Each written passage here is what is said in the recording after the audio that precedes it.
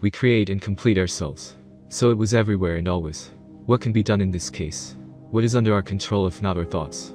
It is not given to us to change moods, but we can change our thinking, which will eventually be ascertained as a result of revelation.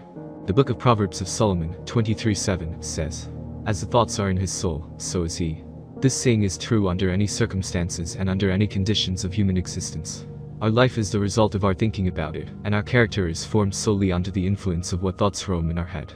Just as a plant comes from a seed, so the reason for any of our actions lies in the hidden seeds of our thoughts, and simply cannot be born without their participation. This applies equally to spontaneous and unintentional actions, as well as to those that we carry out intentionally, preparing for them in advance. An act is a flower, and joy or suffering are already berries, that is, we reap a sweet or bitter fruit, depending on what we have sown. We are who we imagine ourselves to be. If we have sinful thoughts in our minds, pain and disappointment await us, but if our thoughts are pure, then we will be joyful and happy.